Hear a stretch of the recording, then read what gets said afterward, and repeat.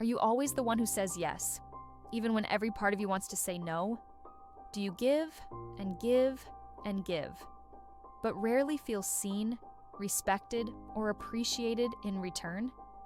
If so, you're not alone. But I want you to know, this isn't love. This is people pleasing, and it's draining your soul. In today's video, we're diving into the uncomfortable truth behind people pleasing, where it comes from, and how you can finally stop abandoning yourself for others. People pleasing is not just a bad habit, it's a deeply rooted survival response, one that usually starts in childhood. If you grew up in a home where love had to be earned, where your needs were ignored, or your personality was too much, you learned to adapt.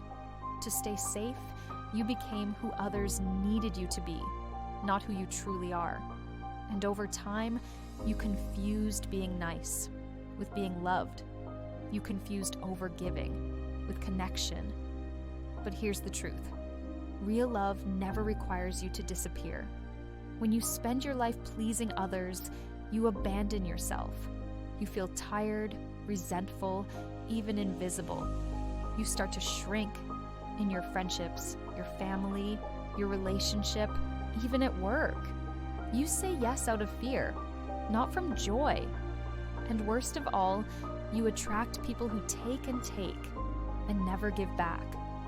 This is why so many people pleasers end up in toxic, one-sided relationships, because they're trained to accept breadcrumbs and call it love.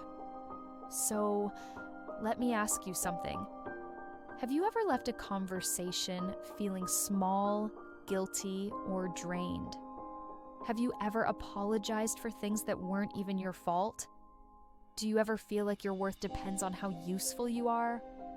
That's not kindness. That's a sign your boundaries have been broken. Healing from people-pleasing starts with one powerful truth. You are allowed to choose yourself. You are allowed to take up space. You are allowed to say no. And you don't owe anyone an explanation. It begins small, saying no to a call that drains you, taking a break instead of always being on, recognizing that your energy is currency, and you get to choose who spends it. Because every time you honor yourself, you teach the world how to treat you. Yes, people will notice the shift. Yes, some of them will be upset, but that's okay.